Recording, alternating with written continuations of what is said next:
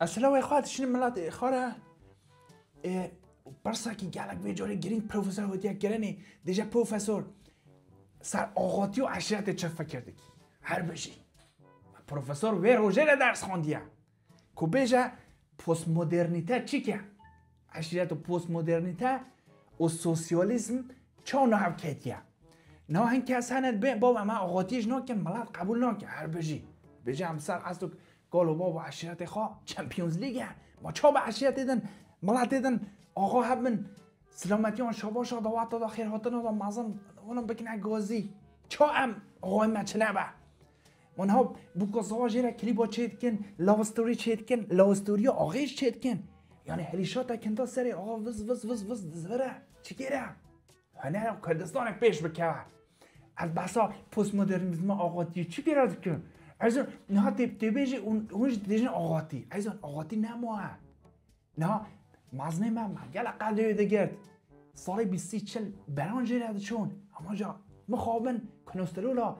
آقای من زیده بوجه گون ها بده پست مدرنیته از قبول دکم چی که را پست مدرنیته چه دیشه دیشه عرض جیون بران گناه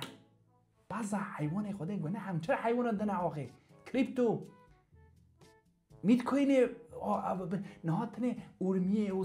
سلماست و گور و وان و شنخ و جزیره و نزانم ولی دوت آقی و موش و اونا اشیاء اجتماعی آمازون ده نیکان گانونوی دهجی هنگ نه آمازون دارستانی ده هنگ اشیاء اونا اجمانه دیجان شهرستانی و مایا اجا همیشه شهرستانی ده پارزن زمانه بره ما دایناسور ده بنسر آقا ما چه چاوه خواهد گوید کریه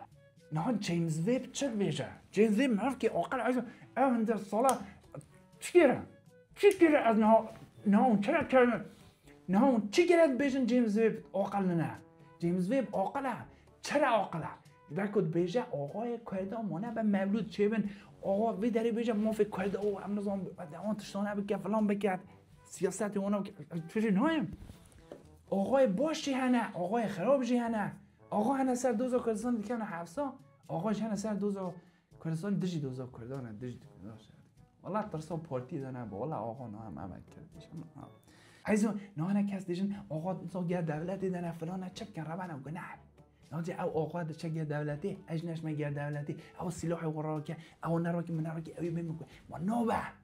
او نه استراتژیکه عیزو مجبوریه نه مثلا دنیا نزانه نشکی زومبی چه من بینه کردستانه ما نه من دستی من دکناشین کوفه با اوک با